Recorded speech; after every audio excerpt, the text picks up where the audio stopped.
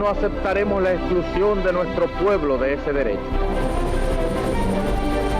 Mr. Gorbachev, tear down this wall.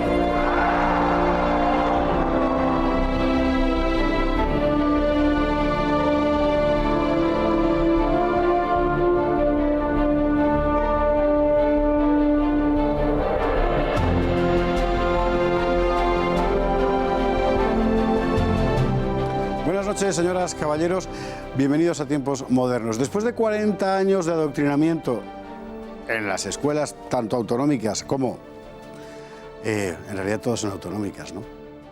Y quizás ese sea el problema precisamente. Hemos llegado a pensar que hay lugares de España que en realidad no han formado parte de la historia de España. El País Vasco, Cataluña, por ejemplo. La realidad, sin embargo, es exactamente toda la contraria. Y en el caso del País Vasco, de forma muy particular.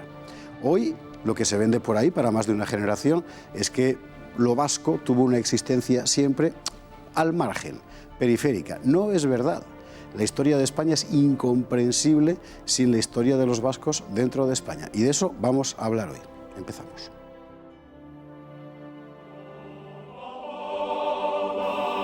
«40 años de adoctrinamiento nacionalista han afianzado la idea de que el País Vasco es algo así como un cuerpo extraño en el conjunto de España. Sin embargo, la verdad es exactamente la contraria. Ni España en su conjunto puede entenderse sin lo vasco, ni lo vasco ha existido jamás al margen de España». ¿Por dónde empezamos? ¿Por la Reconquista, quizá? Numerosos pueblos de Castilla se llaman vascones, vasconcillos o vascoñuelos. Se llaman así porque fueron repoblados por vascos hace 1000 años. Las batallas de la Reconquista están llenas de nombres vascos, nombres, por cierto, de señoríos que en general formaron parte del reino de Castilla. Cuando Isabel y Fernando, los reyes católicos, emprenden su carrera hacia el trono. Su primer apoyo son las villas vascas, antes incluso que muchas villas castellanas. La conquista de América es igualmente un episodio plagado de nombres vascos: Andagoya, Garay, Martínez de Irala, Ruiz de Gamboa, Cristóbal de Oñate, como las grandes navegaciones que abrieron los océanos. Ahí están Elcano y Urdaneta, entre otros muchos. O Legazpi, el conquistador de las Filipinas, que era guipuzcoano de Zumárraga. La Compañía de Jesús, determinante en la vida de la Iglesia española y universal, la funda un hombre de Azpeitia, que había sido soldado de la corona de Castilla, Ignacio de Loyola. Era vasco de Pasajes el gran Blas de Lezo, el defensor de Cartagena de Indias. Era vasco de Motrico el marino Churruca, héroe de Trafalgar.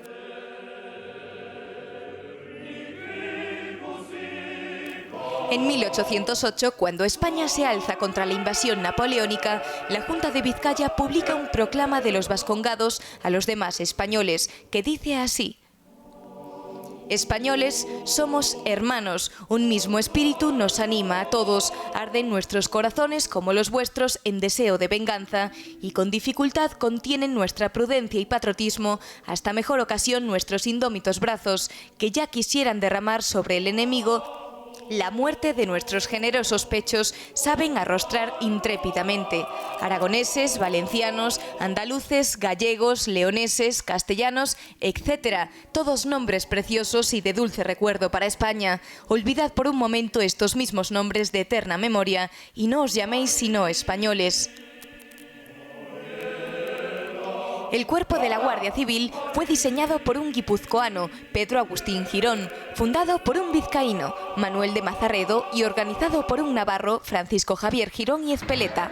Hasta la Feria de Abril de Sevilla la crean en 1846 un catalán, Bonaplata, y un vasco, José María de Ibarra.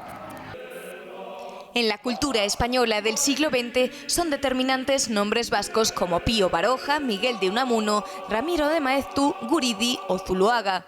¿Hay que decir más? No hay España sin vascos, no hay vascos sin España. Y parece mentira, Rafa Núñez Huesca, muy buenas noches. Muy buenas noches. Que esto haya que decirlo permanentemente, cuando en realidad basta mirar cualquier libro de historia. Sin embargo, se ha conseguido crear la impresión exactamente contraria. Parece mentira. Yo en este vídeo me quedo con una frase, al margen de la cantidad de nombres y nombres no poco importantes, protagonistas que estuvieron siempre a la vanguardia de la política, de nuestros ejércitos, de nuestras embajadas, de nuestras élites intelectuales, fueron en una medida desproporcionada para el cuerpo demográfico de las provincias vascas. fueron vascos en una medida, ya digo, desproporcionada. Hay que recordarlo. Yo, el otro día, si me permites, José Javier, una anécdota que es muy reveladora del programa del que vamos a abordar hoy. Entrevistaba a Francisco Vázquez, sí, el que fue alcalde de La Coruña y embajador ante la Santa Sede, cuando el gobierno de Zapatero, y me decía que a él siempre le había preocupado mucho más el nacionalismo catalán que el vasco. Y esa preocupación se produjo incluso con ETA matando de manera brutal y salvaje, porque él entendía, y es algo que yo también siempre he defendido, que el nacionalismo vasco reposaba o se sustentaba en bases culturales, historiográficas, antropológicas, más débiles que las del nacionalismo catalán.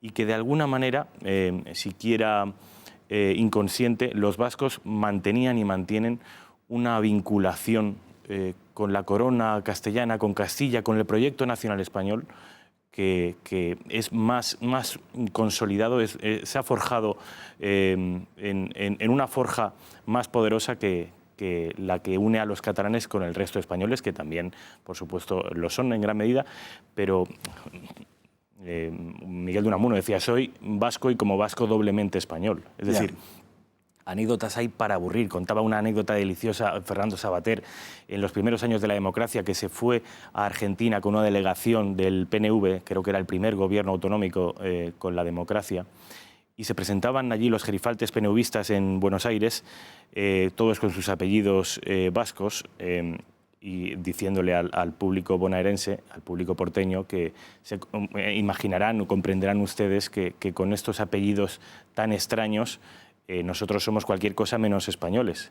¿Y cuál fue la sorpresa de los gerifaltes PNVistas cuando el auditorio rompió a reír de una manera enorme, porque precisamente vinculaban todos esos apellidos, Echevarría, Mendieta, todos claro, estos eran la quinta esencia de lo español para los argentinos y en realidad para todos los hispanoamericanos. Entonces, sí. hasta ese punto, la vinculación entre lo hispánico, bueno, entre lo hispánico, ¿quién fueron los padres del concepto de hispanidad? Zacarías de Vizcarra, por ejemplo. Ramiro de Maeztu, un alavés. Es decir, busquemos donde busquemos, y aquí, hablando de cosas muy diferentes, hemos ido saltando de un ejemplo a otro, y siempre aparecen los vascos por todos sitios, ya sea en los ejércitos, en la milicia, en la cultura, en la política, en nuestras embajadas. Siempre están los vascos y ya digo, de una manera desproporcionada para lo pequeño que... Y en los gobiernos de Franco, debo decir también, por cierto. Bueno, los gobiernos de Franco, sí, por supuesto. Entre otras cosas. Pero fíjate tú lo interesante que es eso, porque es que es una evidencia histórica, es decir, esto es objetivamente así. Sin embargo, tú eres capaz de construir una conciencia completamente contraria sobre la base de negar la evidencia, que es lo que se ha hecho en los últimos años en España, muy particularmente en el sistema de educación. Quizá porque el sistema de educación se ha puesto al servicio de aquella gente que está particularmente interesada en subrayar lo que nos separa, para administrar su pequeña parcela, en lugar de subrayar lo que nos une para construir una comunidad. Y eso en nuestra tierra valenciana, por cierto, también lo estamos viviendo. Lo estamos viendo ahora, es un proceso en el que llevamos 20 años de demora, pero está empezando a construirse. Y es triste, es lamentable, porque hay algunos nacionalistas vascos que prefieren renunciar a la historia, a una historia gloriosa en casi todos los órdenes, a tener esa historia, pero que esté vinculada a la idea de España. Es decir, todos estos marinos, sobre todo intelectuales, ya sea los de la generación del 98, Pío Baroja, Unamuno, Maeztu, ya sea Urdaneta, ya sea Blas de Lezo, ya sea Ignacio de Loyola, como todos estuvieron imbricados de una manera evidente al proyecto nacional español, lo que se hace es renunciar a ellos. De manera que renunciamos a nuestra historia. Renunciamos a nuestra historia previa a Sabino Arana. Antes de Sabino no hubo nada. Cuando lo que hubo es probablemente una de las historias más fascinantes de la Europa occidental. Estuvieron siempre a la vanguardia de nuestros proyectos. Una de las definiciones más hermosas que yo he escuchado nunca sobre qué es España es: España son los marinos vascos y las naves castellanas. España es eso. Es el País Vasco financiando proyectos plus ultra, proyectos para conocer el más allá, y esos proyectos estuvieron casi siempre capitaneados por ese pueblo antiguo con un idioma que nadie sabe dónde hunde sus raíces y que se dedicaban a cazar ballenas. Bueno, pues ese pueblo antiguo se vinculó de manera voluntaria a la corona castellana, cosa que no ocurrió, por ejemplo, en 1512 con Navarra, que hubo que pelear, hubo guerras. Un proceso de agregación nacional, de construcción nacional, incluye también este tipo de cosas. Bueno, pues en el caso de las provincias vascas, que nunca fueron una unidad política hasta el siglo XX, las provincias vascas se unieron deliberadamente al proyecto nacional español y lo lideraron. Eligieron con frecuencia a Castilla, bueno, con frecuencia no, casi siempre, a Castilla frente a Navarra, porque la corona castellana le aseguraba una mayor libertad foral, etcétera, que la Navarra, pero desde los tiempos de la Edad Media, ¿no? Es exactamente así. Y ahora, mi querido Rafa, ¿esto tiene otra solución que no sea la de que la nación de todos recupere competencias en materia de educación y de cultura? Yo, José Javier, te tengo que confesar, y tengo que confesar a los televidentes, que le veo muy difícil solución a esto. Porque para revertir este proceso de ingeniería social, que no es otra cosa que un gigantesco proceso de ingeniería social, para revertirlo haría falta, en primer lugar, voluntad. Y de los 350 diputados que hoy sientan su trasero, con perdón, en el Congreso de los Diputados, en las Cortes Generales, no hay ni uno solo que sea partidario de siquiera recuperar una de las competencias nucleares que configuran una nación, que es la educación. No hay ni uno solo. El debate está en si seguimos descentralizando más o si seguimos descentralizando mucho más. Bien. De manera que yo no veo que esto se pueda revertir a corto plazo. Y quizá si alguien tuviera la intención de revertirlo a medio o largo plazo podría ser demasiado tarde. Demasiado tarde, ¿verdad? Es probable. Pues en lo que a nosotros concierne, el mensaje en todo caso lo hemos de lanzar, y lo hemos de lanzar muy particularmente a los ciudadanos vascos, tanto los que se sienten españoles como los que han llegado a la conclusión errónea de que no lo son. Y decirles algo, decirles que se miren simplemente. Decirles que abran los libros, que los mejores intelectuales, no solo vascos, sino de España, fueron siempre furibundamente contrarios al nacionalismo vasco por entenderlo una ideología ajena y hostil a lo verdaderamente vasco. Tanto Pío Baroja como Miguel de Unamuno, como Ramiro de Maeztu, que son la crema intelectual de la España de la primera parte del siglo XX, fueron todos contrarios al nacionalismo vasco. Indalecio Prieto, que era un izquierdista de pro, a él le debemos también gran parte de la contención de la ideología nacionalista a principios del siglo XX.